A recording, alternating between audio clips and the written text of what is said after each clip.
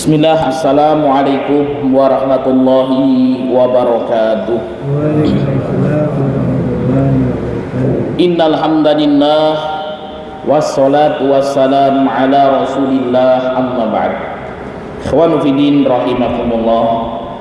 Suatu hari datang seorang laki-laki kepada baginda Muhammad sallallahu alaihi wasallam. Kemudian laki-laki ini berkata, "Ya Rasulullah, wahai Rasul Allah, dullani ala amalin idza amiltuhu ahabbani Allah wa ahabbani an-nas." Wahai Rasul Allah, tunjukkanlah kepadaku suatu amalan, apabila aku mengamalkan amalan ini, Allah subhanahu wa ta'ala mencintaiku dan aku pun dicintai oleh manusia. Maka Rasul sallallahu alaihi wasallam bersabda kepada orang tersebut, "Izhad fi dunya yuhibbakallah, wazhad fi ma 'indan nas yuhibbakan nas." Hadis yang diriwayatkan oleh Ibnu Majah. Maka Rasul sallallahu alaihi wasallam menjawab, "Zuhudlah engkau terhadap dunia, niscaya Allah subhanahu wa ta'ala mencintaimu. Dan zuhudlah engkau terhadap apa yang ada pada manusia, niscaya manusia akan mencintaimu." Ikhwanu fiddin rahimakumullah. Dari hadis ini kita bisa mengambil beberapa faedah. Faedah yang pertama, hadis ini mengabarkan kepada kita tentang amalan-amalan yang dapat mendatangkan cinta Allah dan amalan-amalan yang dapat mendatangkan cinta manusia. Kemudian faedah yang kedua, agar kita mendapatkan cintanya Allah subhanahu wa ta'ala, maka hendaknya kita zuhud terhadap perkara-perkara dunia. Yang menjadi pertanyaan, apa pentingnya mendapatkan cinta dari Allah subhanahu wa ta'ala? Mendapatkan kecintaan Allah merupakan dambaan setiap muslim yang beriman. Karena ikhwanu fiddin rahimakumullah, disebutkan di dalam hadis, kita masuk surga itu bukanlah amal-amal kita yang kita lakukan, akan tapi seorang masuk ke dalam surganya Allah karena rahmat Allah subhanahu wa ta'ala. Kalau kita hitung-hitung dengan apa kita akan memasuki surganya Allah subhanahu wa ta'ala, ibadah kita sedikit, dosa-dosa kita pun baik yang kita sadari maupun tidak kita sadari lebih banyak daripada amal-amal kebaikan kita. Karena rahmat Allah subhanahu wa ta'ala lah kita dimudahkan untuk beribadah. Karena rahmat Allah kita dimudahkan ya untuk menjauhi perbuatan-perbuatan dosa. Oleh karena itu seseorang dimasukkan ke surganya Allah bukan lantaran semata-mata karena amalnya, akan tapi karena rahmat dan kasih sayang Allah subhanahu wa ta'ala.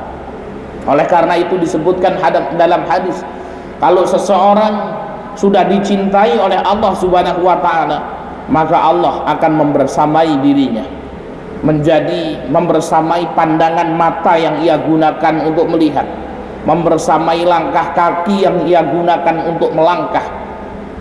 Ada ma'iyah Allah, kebersamaan Allah di dalam dirinya, sehingga Allah subhanahu wa ta'ala memberikan petunjuk bagi orang tersebut. Maka amalan apa yang dapat mendatangkan cinta Allah itu? Di antaranya adalah zuhud terhadap perkara-perkara dunia. Izhad fi dunya yuhibbakallah, kata Rasul. Zuhudlah engkau terhadap perkara dunia, niscaya Allah subhanahu wa ta'ala akan mencintai. Bagaimana maksud zuhud terhadap perkara dunia? Yang dimaksud dengan zuhud dengan perkara dunia adalah menjadikan seluruh yang ada di dunia ini sebagai wasilah untuk mendapatkan akhirat. Kalau Allah titipkan kepada kita harta, hati kita tidak terpaku kepada harta tersebut. Tujuan kita bukan pada harta tersebut, akan tetapi bagaimana harta tersebut menjadi wasilah untuk mendapatkan surganya Allah subhanahu wa ta'ala, kita menyadari bahwasanya harta tersebut hanyalah titipan dari Allah Subhanahu wa taala.